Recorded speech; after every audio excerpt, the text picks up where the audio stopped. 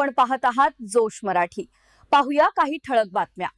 शुक्ला साहेबांनी त्यांनीच मला आदेश दिला शाळेचं स्थानांतरित करायचा। शुक्ला साहेबांनी त्यांनीच मला आदेश दिला शाळेचं स्थानांतरित करायचा आणि ते शाळा वापस घेऊन झाली। माझा या खर्च झालेला या शासनाने देण्यात यावा अशी माझी इच्छा आहे। 50 लाखापर्यंत माझा खर्च होईल आहे। त्याच्यासाठी मी कर्ज घेतलेला आहे, बाकीचे सोनं गहाण केलेलं आहे, काही मित्रपरिवारापासून उसळवारी पैसे घेतले आहे।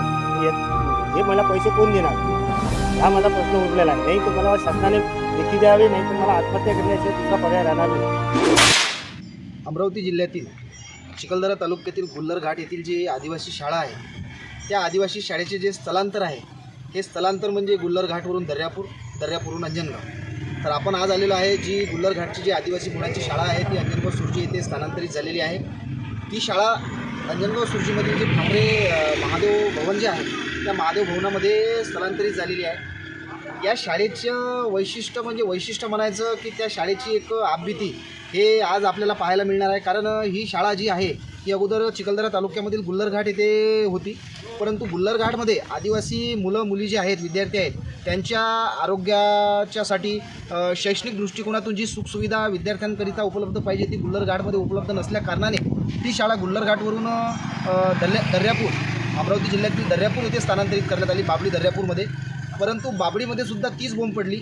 बाबळीमध्ये सुद्धा विद्यार्थ्यांच्या आरोग्यासाठी त्यांच्या शैक्षणिक दृष्टिकोनातून कुठलीही सुविधा उपलब्ध नसल्या कारणाने ती शाळा पुन्हा अंजनगाव सुर्जी येथील महादेव मंगल कार्यालय, अमोल ठाकरे यांच्या मालकी हक्काच्या असलेल्या महादेव मंगल कार्यालयामध्ये स्थानांतरित करण्यात आलेली आहे। परंतु आता याच्यामध्ये एक अशी भानगड निर्माण झालेली की आहे ही जी शाळा इथंच स्थलांतरित झालेली आहे, इथून पुन्हा काही राजकीय हस्तक्षेपामुळे म्हणा किंवा स्थानिक पुढाऱ्यांच्या दबावात तंत्रामुळे ही शाळा पुन्हा इथून गुल्लर घाटला हलवण्याचा प्रयत्न चालू आहे।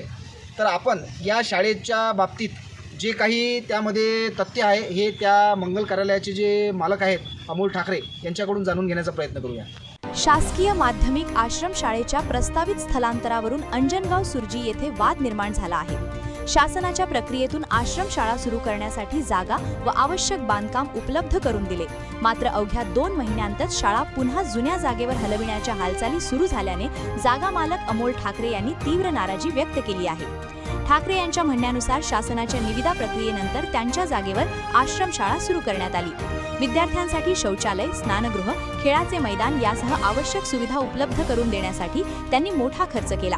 यासाठी कर्ज घेतल्याचा तसेच पत्नीचे दागिने गहाण ठेवल्याचा दावा त्यांनी केला।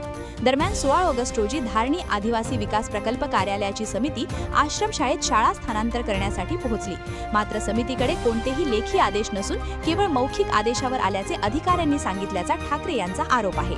बघू शकता माझ्या मागे हा जो परिसर आहे हा पूर्ण शाळेचा परिसर आहे।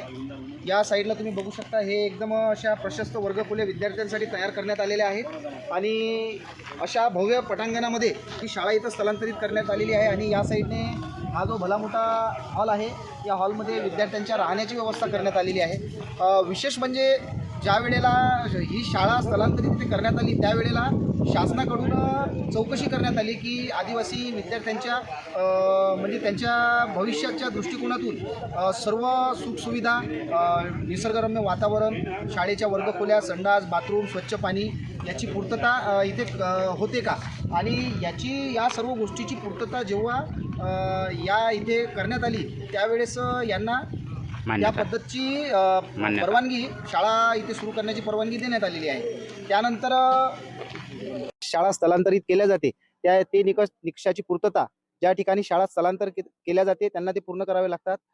ज्या वेळेला ही शाळा स्थलांतरित करण्यासाठी शासनाने निविदा काढल्या, त्या निविदा काढल्यानंतर त्या निविदाची पूर्तता जे म्हणजे आदिवासी विद्यार्थ्यांच्या आरोग्याच्या संदर्भात शैक्षणिक दृष्टिकोनातून जे सुखसुविधा उपलब्ध पाहिजे होत्या त्या सर्व सुखसोयी ज्यावेळेस इथं शाळेच्या निविदा काढण्यात आल्या, निविदा त्यानंतर अंजनगाव सुर्जीचे जे अमोल भाऊ ठाकरे आहेत त्यांनी या निविदाची पूर्तता करून सर्व सुखसुविधा उपलब्ध करून इथे ज्यावेळेस त्यांनी चौकशी केली, शासनाकडून चौकशी करण्यात आली, चौकशी नंतर इथे शाळा स्थानांतरित करण्यात आलेली आहे।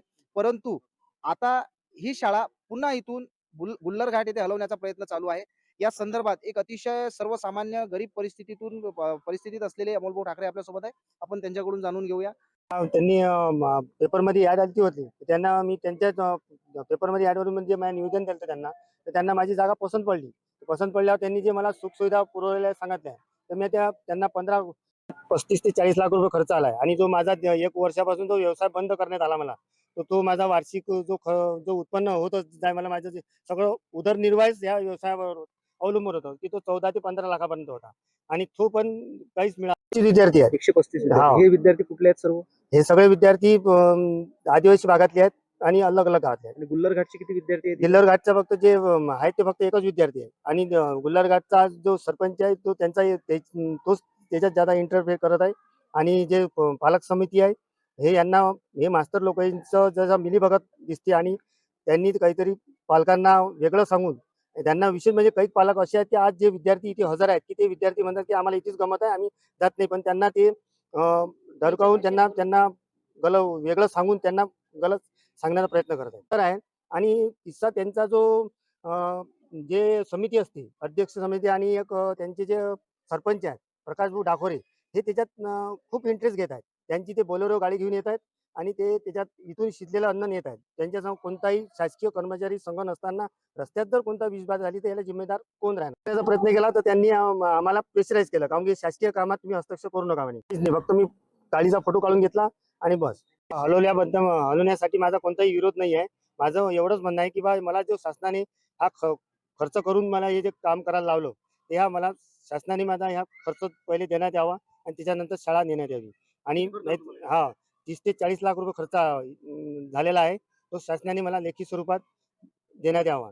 नाही तर माझ्यावर उपासमारीची पाळी येईल, नाही तर मला आत्महत्या करायची दुसरा पर्याय येणार नाही. कारण मी एक सर्वसाधारण शेतकरी माणूस आहे आणि मी कर्ज आणि शेती आणि पत्नीचे जे सोनं नाणं गहाण ठेवून मित्रपरिवारापासून पैसे घेऊन हे मी उभं करून दिलं आणि अधिक पुन्हा त्या जुन्या शाळेत हे शासन का शिफ्ट करत आहे? मग आता शुक्ला साहेबांनी त्यांनीच मला आदेश दिला शाळेचं स्थानांतरित करायचा आणि तेच अधिक शाळा वापस घेऊन झाले. तर माझा ह्या खर्च झालेला ह्या शासनाने देण्यात यावा अशी माझी इच्छा आहे. 50 लाखापर्यंत माझा खर्च होईल आहे. त्याच्यासाठी मी कर्ज घेतलेला आहे, पत्नीचे सोनं गहाण ठेवलेलं आहे, काही मित्रपरिवारापासून उसनवारी पैसे घेतले आहेत. हे मला पैसे कोण देणार हा माझा प्रश्न उरलेला आहे. नाही तर मला शासनाने लेखी द्यावे, नाही तर मला आत्महत्या केल्याशिवाय दुसरा पर्याय राहणार नाही. जास्त महत्वाचं हा. त्यांनी खूप भर दिला आणि हे 2-3 दिवसात सगळं मॅटर करून रात्रीनं पत्र काढून सुट्या सुद्धा पाहिल्या नाही. पत्र काढून ते शाळा हलवण्याचा प्रयत्न फार मोठ्या प्रमाणात करत आहे. शासनानेच प्रक्रिया पूर्ण करून शाळा माझ्याच जागेवर सुरू केली. आता 2 महिन्यातच स्थलांतर का केले जात आहे? माझे भाडे आणि बांधकामाचा खर्च शासनाने द्यावा, अन्यथा माझ्यावर आत्महत्या करण्याची वेळ येईल, असा इशारा अमोल ठाकरे यांनी पत्रकार परिषदेत दिला. यावेळी भाजपाचे सरचिटणीस डॉक्टर विलास कविटकर यांनी मेळघाटचे आमदार केवलराम काळे यांच्याशी दूरध्वनीवरून चर्चा करून जागा मालकाचा खर्च व भाड्याचे बिल अदा होईपर्यंत स्थलांतराला स्थगिती देण्याची मागणी केली. या प्रकरणामुळे आश्रमशाळेचे स्थलांतर, जागा मालकाचा खर्च आणि प्रशासनाच्या निर्णयावर आता प्रश्नचिन्ह निर्माण झाले आहे. जोश मराठी, श्रीरंग बोडखे, अंजनगाव सुरजी.